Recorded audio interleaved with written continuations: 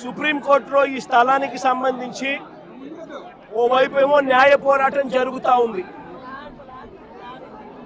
సుప్రీంకోర్టులో petition pending లో ఉంది. డిసెంబర్ 31వ తారీఖు వరకు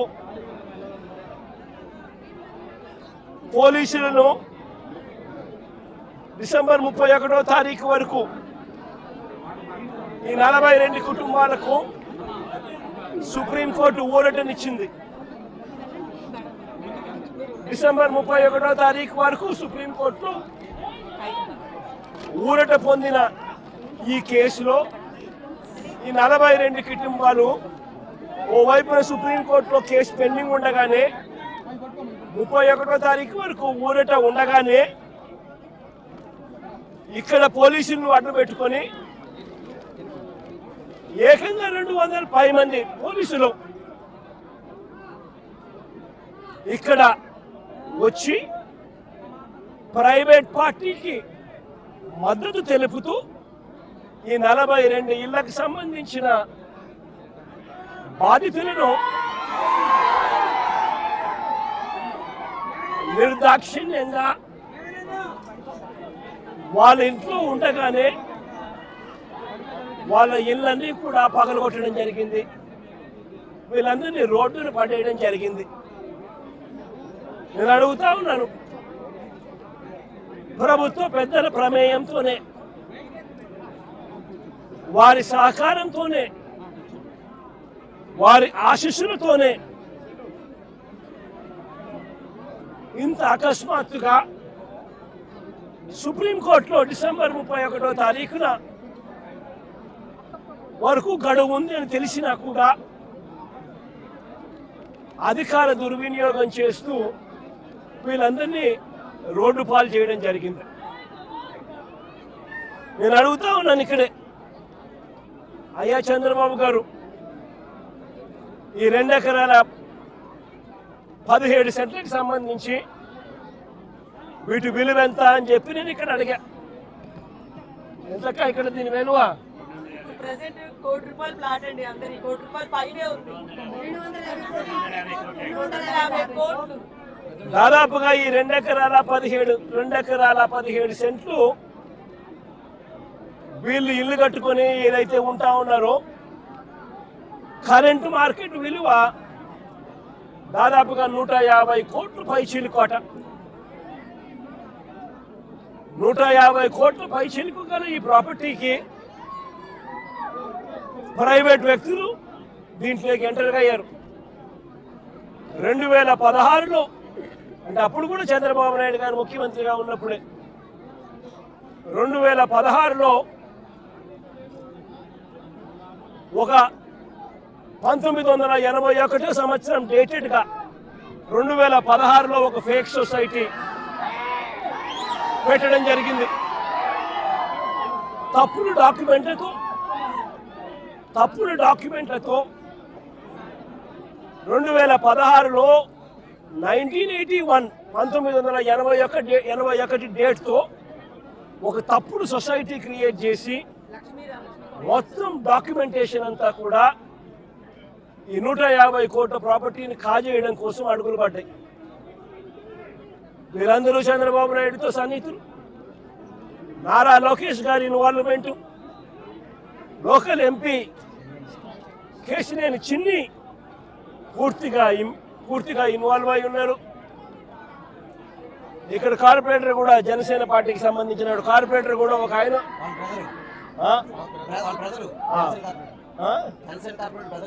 జనసేన కార్పొరేటర్ సంబంధించిన వాళ్ళ బ్రదర్ కూడా ఇన్వాల్వ్ అయి ఉన్నారు. ఇంతమంది కలిసి అధికార దుర్వినియోగం అనేది ఎలా ఉంటుందన్న దానికి నిదర్శనం ఇది. ఓవైపున కేసులున్నాయి, సుప్రీంకోర్టులో కేసు జరుగుతూ ఉంది. డిసెంబర్ 31వ తారీఖు వరకు వీళ్ళకి వెసులుబాటు ఉంది. మరోవైపున ఆ కేసు అక్కడ కొనసాగుతూ ఉండగానే 200 మంది పైచిలకు పోలీసులు ఇక్కడికి వచ్చి ఏకంగా ఈ పోలీసులు ఈ అన్యాయస్తులకు మద్దతు ఇస్తూ బుల్డోజర్లు పెట్టి పేదలను, మధ్యతరగతి వాళ్ళను రోడ్డు పాలు చేసిన ఘటన ఇది. నేను అడుగుతా ఉన్నాను ఇక్కడే, ఈ 2 ఎకరాల 17 సెంట్లలో దాదాపుగా 25 సంవత్సరాల నుంచి, అంటే 2001 పై నుంచి, 2001 ముందు నుంచి 25 సంవత్సరాలుగా వీళ్ళు ఇక్కడ నివాసం ఉంటా ఉన్నారు. ఇందులో చాలా మంది ఇల్లు కట్టుకున్నారు.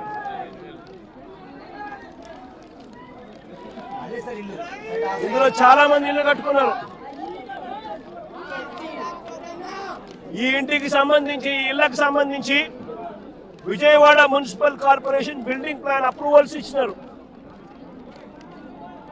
విజయవాడ మున్సిపల్ కార్పొరేషన్ వారు బిల్డింగ్ ప్లాన్స్ అప్రూవల్ ఇచ్చినారు. ఈ ఇళ్లకు కరెంట్ కనెక్షన్ ఇచ్చినారు, డ్రైనేజ్ కనెక్షన్ ఇచ్చినారు. ఈ ఇంటికి అన్ని రకాల అనుమతులతో పాటు ప్లాన్ అప్రూవల్ చేసి విజయవాడ మున్సిపల్ కార్పొరేషన్ వాళ్ళు వీళ్ళు ఇల్లు కట్టుకుంటా ఉంటే ఇళ్ళకు కూడా ప్లాన్ అప్రూవల్స్ శాంక్షన్ చేసి స్టాంప్ వేసినారు. మరోవైపున బ్యాంకులు వాళ్ళు డ్యూ డెలిజెన్స్ పూర్తి చేసి వీళ్ళందరికీ లోన్లు కూడా ఇచ్చినారు. ఇక్కడ ఉన్న వాళ్ళు దాదాపుగా ఒక్కొక్కరు 20 లక్షలు 25 లక్షల రూపాయల పైన వీళ్ళంతా కూడా లోన్లు కూడా తీసుకొని ఎన్నో సంవత్సరాలుగా వీళ్ళు ఈఎంఐలు కూడా కడతా ఉన్నారు. మరి నేను అడుగుతా ఉన్నా, స్థలం వేరొకరిదే అయితే రిజిస్ట్రేషన్ మీరు ఎలా చేయించారు అని అడుగుతా ఉన్నా. స్థలం వేరొకరిదే అయితే బిల్డింగ్ అప్రూవల్ ప్లాన్స్ ఎలా ఇచ్చారు అని అడుగుతా ఉన్నా. స్థలాలు వేరొకరివే అయితే ఈ ఇళ్లకు కరెంటు, డ్రైనేజు, ఇతర కనెక్షన్స్ అన్ని ఎలా ఇచ్చారు అని అడుగుతా ఉన్నా. వేరొకరిదే ఈ స్థలం అయితే వీటికి ఇక్కడ ఉన్న వాళ్లకు బ్యాంకు లోన్లు ఎలా ఇచ్చారు అని అడుగుతా ఉన్నా. రిజిస్ట్రేషన్లు చేశారు, బిల్డింగ్ ప్లాన్ అప్రూవల్స్ ఇచ్చారు, అన్ని రకాల పర్మిషన్స్ ఇచ్చినారు. చివరికి వీరికి బ్యాంకులు వాళ్ళు లోన్లు కూడా ఇచ్చాయి, వాళ్ళ డ్యూ డెలిజెన్స్ పూర్తి చేసి. మన ఇన్ని సవ్యంగా ఉన్నప్పుడు ఇది ఏ రకంగా గవర్నమెంట్ ముందుకు వచ్చి వీళ్ళకి ఎటువంటి న్యాయము చేయాలి అని కనీసం ఆలోచన కూడా లేకుండా, ఎటువంటి ముందస్తు నోటీసు కూడా ఇవ్వకుండా, వీళ్ళ ఇళ్లలో ఉండగానే 200 మంది పోలీసులు పైచిలకు వచ్చి ప్రైవేట్ వ్యక్తులకు మద్దతు ఇస్తూ పొక్లేర్లు పెట్టి, జేసీబీలు పెట్టి, బుల్డోజర్లు పెట్టి ఏకంగా బిల్డింగులు పగలగొట్టడం జరిగింది. నేను అడుగుతా ఉన్నాను, వీళ్ళు చాలా మంది చెప్పడం కూడా జరిగింది, ఈ స్థలాలు మళ్ళీ కొనుగోళ్లు జరిగేటప్పుడు కూడా, క్రయ విక్రయాలు జరిగేటప్పుడు కూడా పలు సందర్భాలలో ఇక్కడ వాళ్ళంతా కూడా పేపర్లో అడ్వర్టైజ్మెంట్లు కూడా ఇచ్చినారు. ఎవరికైనా అభ్యంతరాలు ఉంటే తెలియజెప్పాలి అని చెప్పి పత్రికా ప్రకటనలు కూడా ఇచ్చారు. పత్రికా ప్రకటనలు ఇచ్చినప్పుడు కూడా ఎవరు కూడా అభ్యంతరాలు ఎక్కడా కూడా వెలుబుచ్చలేదు. అలాంటిది 25 సంవత్సరాలుగా వీళ్ళు ఇక్కడే ఇలాగే ఉంటే వీళ్ళను బుల్డోజర్లు పెట్టి ప్రైవేట్ వ్యక్తులకు మేలు చేసేందుకు ఈ 150 కోట్ల పైచిలకు, ఇవాళటి వాల్యూలో 150 కోట్ల పైచిలకు వాల్యూ ఉన్న ఈ ప్రాపర్టీని కబ్జా చేసేందుకు ఏకంగా చంద్రబాబు నాయుడు, ఆయన కొడుకు, ఆయన పార్టీకి సంబంధించిన ఎంపీ, జనసేన పార్టీకి సంబంధించిన కార్పొరేటర్లు ఇంతమంది ఒకటై పేదలను నిస్సహాయాలుగా ఈరోజు రోడ్డు మీద నిలబెట్టించారు.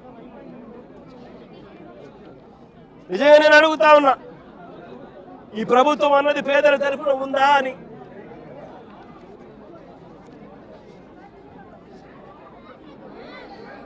ఎక్కడైనా ఎప్పుడైనా కూడా ప్రభుత్వం అన్నది చేయాల్సింది ఏమిటి? ఇటువంటి పరిస్థితిలో వచ్చినప్పుడు వీళ్ళంతా వెళ్ళి కంప్లైంట్లు కూడా ఇచ్చినారు.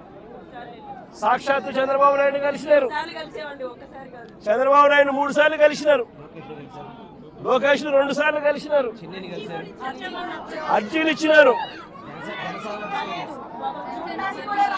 చివరికి ఎవరికైతే వీళ్ళు అర్జీలు ఇచ్చినారో వాళ్ళే కుట్ర పన్ని వాళ్ళు వాళ్ళ ఎంపీలు వాళ్ళకి సంబంధించిన కార్పొరేటరు వీళ్ళంతా కలిసి కుట్ర పన్ని ఏ రకంగా వీళ్ళంతా కూడా వీళ్ళకి అన్యాయం చేశారు అన్న దానికి నిదర్శనం ఇది. నేను ఒకటే అడుగుతా ఉన్నా, అయ్యా చంద్రబాబు నాయుడు గారు, ఇక్కడే కాదు రాష్ట్ర వ్యాప్తంగా కూడా ఇదే మాదిరిగా కొనసాగుతూ ఉంది. రాష్ట్ర వ్యాప్తంగా కూడా అనేక చోట్ల ఎక్కడైనా చిన్న చిన్న లిటిగేషన్లు ఎక్కడైనా ఉంటే డైరెక్ట్గా తెలుగుదేశం పార్టీకి సంబంధించిన నాయకులు ఎమ్మెల్యేలు ఇన్వాల్వ్ అయిపోతా ఉన్నారు. లిటిగేషన్ ఉన్న చోట వీళ్ళంతటి వీళ్ళే అడుగు పెట్టేసి ఆ ల్యాండ్ కబ్జా చేసేస్తా ఉన్నారు. కొన్ని చోట్ల వీళ్ళే లిటిగేషన్ క్రియేట్ చేస్తూ ఉన్నారు. వీళ్ళే నిషేధిత జాబితాలో ప్రాపర్టీస్ను బలవంతంగా పెట్టించేసేస్తున్నారు. వీళ్ళే లిటిగేషన్ క్రియేట్ చేసి వీళ్ళే కూడా కబ్జాలు చేసే కార్యక్రమాలు జరుగుతూ ఉన్నాయి. రాష్ట్ర వ్యాప్తంగా ఇదే రకమైన అన్యాయం కొనసాగుతూనే ఉంది. నేను ఇప్పటికైనా చంద్రబాబు నాయుడు గారికి ఒకటే చెప్తా ఉన్నా, ఈ ప్రెస్ కాన్ఫరెన్స్ ద్వారా ప్రతి ఒక్కరికి కూడా నేను ఒకటే మనవి చేస్తా ఉన్నా, దీంట్లో సిబిఐ ఎంక్వైరీ జరిగించాలి. ఇక్కడ ఏ రకంగా చంద్రబాబు నాయుడు గారు కొడుకు, ఏ రకంగా తెలుగుదేశం పార్టీకి సంబంధించిన ఎంపీ, ఏ రకంగా వీళ్ళంతా కూడా ఇన్వాల్వ్ అయ్యి ఇంక్లూడింగ్ జనసేన కార్పొరేటర్తో సహా ఏ రకంగా వీళ్ళంతా కూడా దీన్ని కబ్జా చేసే కార్యక్రమం చేస్తూ ఉన్నారు అనేది ప్రజలకు తెలియాలి. ఇంతకుముందు చంద్రబాబు నాయుడు గారు ముఖ్యమంత్రి గతంలో ఉన్నప్పుడు 2016లో ఒక ఫేక్ సొసైటీ క్రియేట్ చేసి 1981 డేట్ వేసి ఏ రకంగా పేదల ఆస్తుల మీద పేద ప్రజల ఆస్తుల మీద ఏ రకంగా కన్నేశారు అన్నది కూడా ఇవన్నీ బయటికి రావాలి.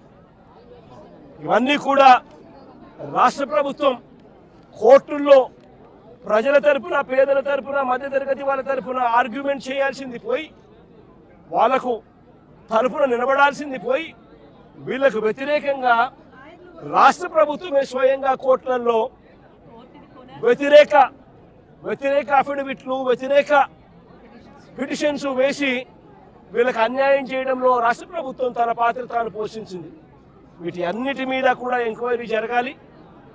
జరిగి దోషులను, అది చంద్రబాబు నాయుడు కావచ్చు, లోకేష్ కావచ్చు, తెలుగుదేశం పార్టీ విజయవాడ ఎంపీ కావచ్చు, ఇక్కడ తెలుగుదేశం పార్టీ ఇక్కడ జనసేన కార్పొరేటర్ కావచ్చు, వీళ్ళందరి పాత్ర మీద కూడా ఎంక్వైరీ జరగాలి. జరిగి నిజాలన్నీ కూడా బయటికి తీసుకొని రావాలి. వీళ్ళందరూ కూడా ఎవరైతే నష్టపోయినారో, 25 ఏళ్ల నుంచి ఇక్కడే ఉంటున్నారు, ఒక్కొక్కరికి లోన్లు ఉన్నాయి, 20 లక్షలు 25 లక్షల రూపాయలు బ్యాంకుల్లో రుణాలున్నాయి, వీళ్ళని తీసుకొని పోయి ఇప్పుడు నడు రోడ్డు మీద పెట్టారు. వీళ్ళు బతికేది ఎలా? వీళ్ళ లోన్లు ఎలా తీరుస్తారు? రాష్ట్ర ప్రభుత్వం కనికరం చూపించని ఈ పరిస్థితి నుంచి వీళ్ళ పరిస్థితి మారాలి. వీళ్ళందరికీ కూడా ఇమ్మీడియట్లీ ఇక్కడే గవర్నమెంట్ రావాలి. వీళ్ళకి సంబంధించిన లోన్లన్నీ కూడా గవర్నమెంట్ తన రెస్పాన్సిబిలిటీ కింద గవర్నమెంటే కట్టేట్టుగా తీసుకోవాలి. నష్టపోయిన వీళ్ళందరికీ కూడా ఇక్కడే స్థలాలు ఇస్తారా, లేకపోతే ఇలాంటి స్థలమే ఇంకో చోట ఇచ్చి ఇంకో ఇల్లు కట్టించి వీళ్ళకి న్యాయం చేస్తారా అన్నది గవర్నమెంట్ డిసైడ్ చేసుకోవాలి. చంద్రబాబు నాయుడు గారు గట్టిగా ఒకటే చెప్తా ఉన్నా, అయ్యా చంద్రబాబు, నువ్వు కన్నా ఈ కార్యక్రమం చేయకపోతే రేపొద్దున మా ప్రభుత్వం వచ్చిన తర్వాత, వైఎస్ఆర్సీపీ ప్రభుత్వం వచ్చిన తర్వాత ఖచ్చితంగా చెప్తా ఉన్నాను, ఇదే ఎంక్వైరీ మేమేస్తాం. మిమ్మల్ని కోర్టు ముందర దోషులుగా నిలబెట్టడమే కాకుండా వీళ్ళందరికీ కూడా, బాధితులందరికీ కూడా కంటికి రెప్పలా మేమంతా కూడా కాపాడుకుంటూ, వీళ్ళందరూ కూడా ఎవరైతే నష్టపోయినారో ప్రతి ఒక్కరికి కూడా ఆ నష్టంలో ప్రభుత్వం భాగస్వామ్యమై వీళ్ళందరికీ తోడుగా ఉంటుందని చెప్పి బాధితుల తరపున మీ జగనన్న మాటిస్తా ఉన్నాడు అని చెప్పి ప్రతి బాధితుడికి కూడా నేను చెప్తా ఉన్నాను.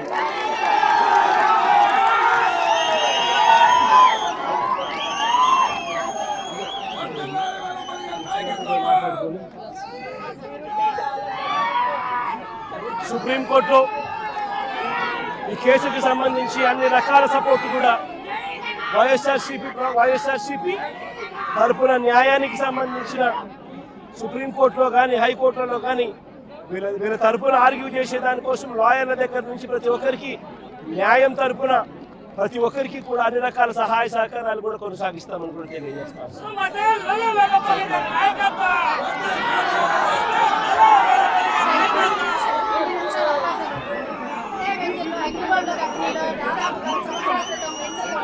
టాపిక్ డైవర్ట్ అవుతుంది బాగా.